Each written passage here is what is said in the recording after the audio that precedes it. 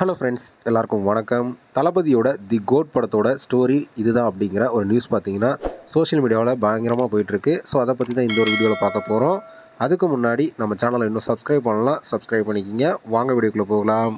தளபதியோட தி கோட் படம் பார்த்தீங்கன்னா ஒரு சயின்ஸ் ஃபிக்ஷன் மூவி அப்படிங்கிற மாதிரியும், இதில் நம்ம தளபதி விஜய் அவர்கள் டியூல் ரோலில் நடிக்கிறாரு அப்படிங்கிற மாதிரியும் பார்த்தீங்கன்னா நம்ம ஆல்ரெடி பார்த்துருந்தோம்.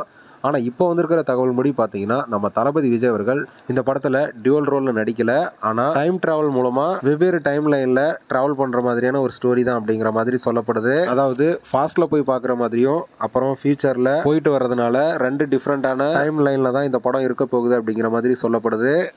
அதே போல் ஃப்யூச்சரில் நம்ம ஸ்னேகா அவர்கள் நம்ம தளபதிக்கு ஒய்ஃபாக இருக்கிற மாதிரியும், ஃபாஸ்ட் அண்ட்ஸில் மீனாட்சி சௌத்ரி இருக்கிற மாதிரியும், அதே போல் ரொம்ப சின்ன வயசு கேரக்டரில் இவானா அவர்கள் இருக்கிற மாதிரியும் பார்த்தீங்கன்னா இந்த படத்தோட ஸ்டோரி இருக்க போகுது அப்படிங்கிற மாதிரி இப்போ ஒரு தகவல் வெளிவந்திருக்கு. ஸோ படத்தில் ஒரே ஒரு விஜய் தான், ஆனால் 3 டைம் லைனில் போகிறதுனால 3 விதமான தளபதி விஜய் அவர்களை இந்த படத்தில் பார்க்குறதுக்கு ஹைலி சான்சஸ் இருக்குது அப்படிங்கிற மாதிரி பார்த்தீங்கன்னா இப்போ ஒரு தகவல் வெளிவந்திருக்கு.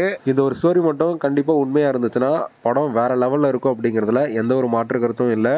ஓகே ஃப்ரெண்ட்ஸ், தளபதியோட தி கோட் படத்தோட ஸ்டோரி இந்த மாதிரி இருந்தால் உங்களுக்கு எந்த அளவுக்கு சாட்டிஸ்ஃபைடாக இருக்கும் அப்படிங்கிறத கமெண்ட்டில் சொல்லுங்க. இந்த வீடியோ பிடிச்சிருந்தா லைக் பண்ணுங்க, ஷேர் பண்ணுங்க. இது போன்ற தளபதி பத்தின அப்டேட்களை தெரிந்து கொள்ள நம்ம சேனலை சப்ஸ்கிரைப் பண்ணி சப்போர்ட் பண்ணுங்க.